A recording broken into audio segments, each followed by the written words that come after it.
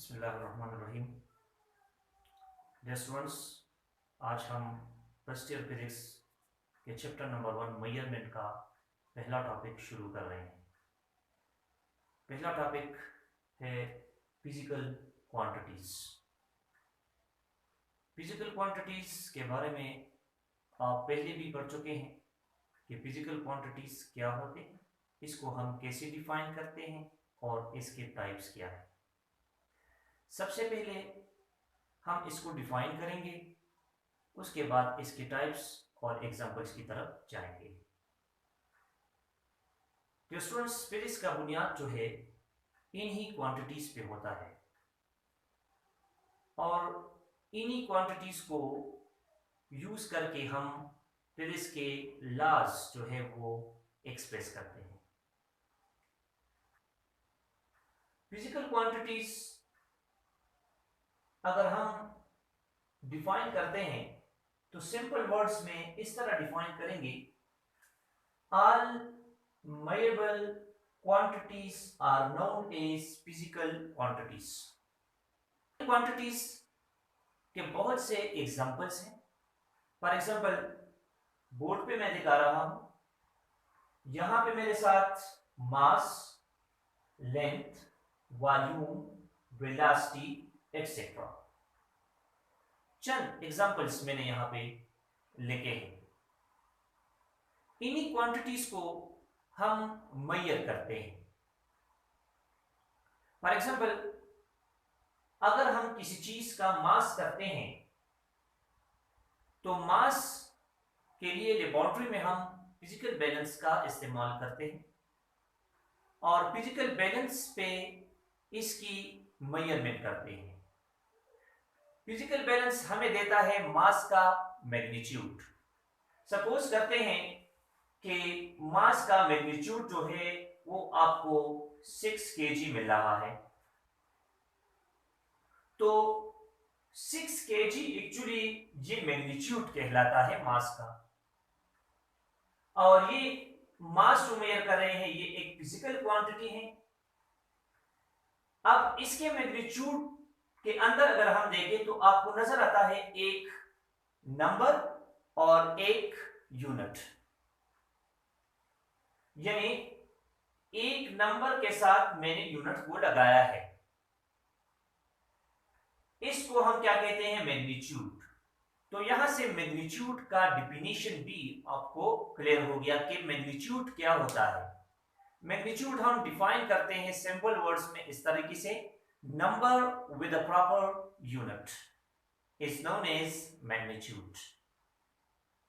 इस तरीके से अगर हम लेंथ के बारे में बात करते हैं तो लेंथ हमारे पास किसी भी चीज का अगर आप लेंथ करते हैं तो लेबोरेटरी के अंदर अगर आप कर रहे हैं तो आप इस मकसद के लिए मीटर रॉड का इस्तेमाल कर सकते हैं।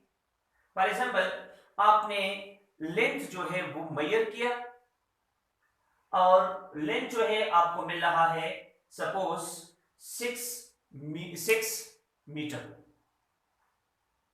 दोबारा वही चीज, आपको 6 मीटर, एक number with a proper unit आपको नजर आ रहा है, 6 नंबर है और m उसमें क्या है? मीटर है। तो ये एक मैग्नीट्यूड दे रहा है लेंथ का। इस तरीके से हम वॉल्यूम को मेजर करते हैं, वेलोसिटी को मेजर करते हैं। तो ये सारी चीजें जो हम मेजर करते हैं ये सारे फिजिकल क्वांटिटीज कहलाते हैं। फिजिकल क्वांटिटीज को हम मुख्तलिफ हिस्सों में डिवाइड करते हैं, यानी इसके कुछ टाइप्स हैं। Physical quantities are classified into 2 categories. Number 1, base और फंडामेंटल क्वांटिटीज। पहले नंबर पे जो इसका टाइप है वो है बेस क्वांटिटीज या फंडामेंटल क्वांटिटीज। फंडामेंटल क्वांटिटीज या बेस क्वांटिटीज क्या होते हैं, आइए इसको डिफाइन करते हैं। पहले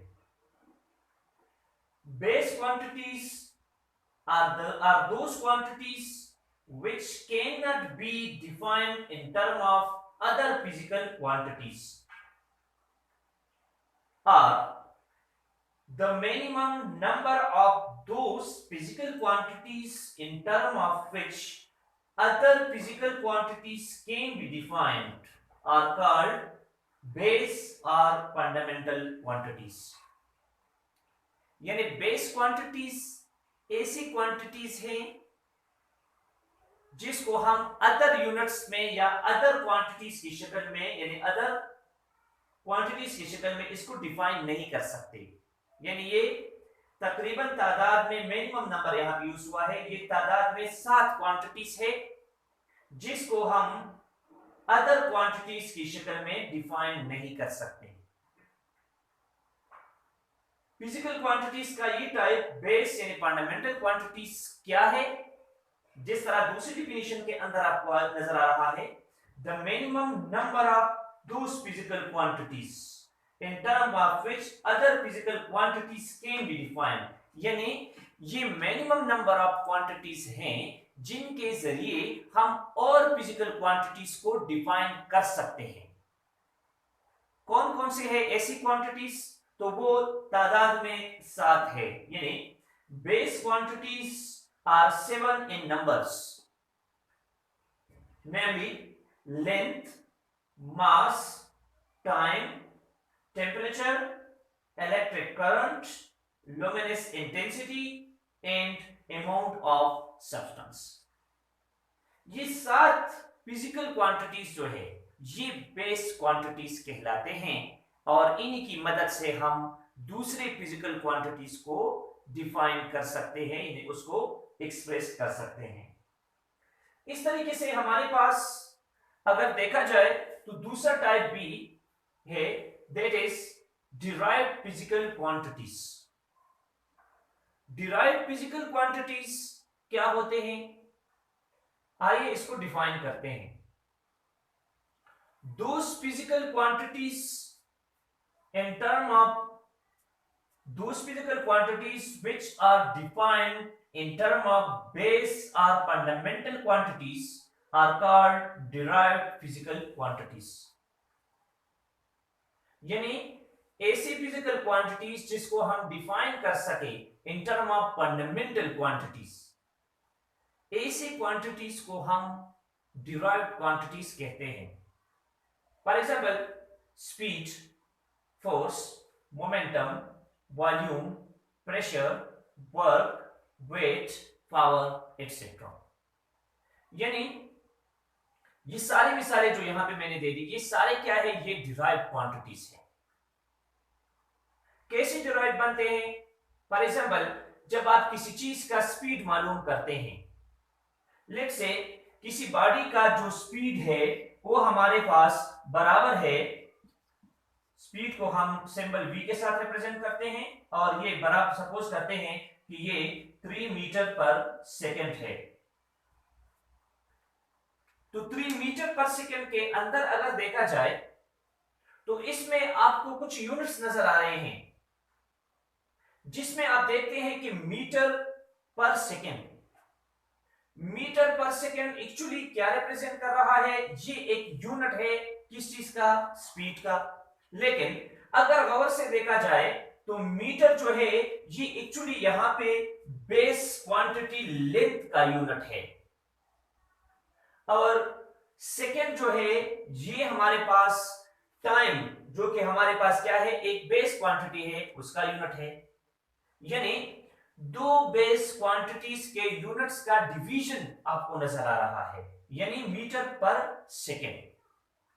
तो इसलिए डिफिनीशन के मुताबिक अगर देखा जाए, जिस तरह मैंने यहां पे जिक्र किया कि we can define as those physical quantities which are defined in term of base or fundamental quantities। यानी इन क्वांटिटीज को हम क्या करते हैं, in term of base quantities इसको डिफाइन करते हैं, एक्सप्रेस करते हैं या लिख सकते हैं। तो स्पीड में आपको मीटर पर सेकंड जो नजर आ रहा है, एक्चुअली ये एक डिराइव्ड यूनिट है जिसमें दो बेस यूनिट्स का इस्तेमाल किया गया। इस तरीके से अगर हम फोर्स की बात करते हैं तो फोर्स को हम F के साथ रिप्रेजेंट करते हैं और सपोज करते हैं कि एक बॉडी पे फोर्स एक्सर्ट हो रहा है 15 न्यूटन, तो ये 15 न्यूटन यहां पे क्या है, ये मैग्नीट्यूड है फोर्स का, और न्यूटन इसका क्या है, यूनिट है। एक न्यूटन जो है बराबर है 1 किलोग्राम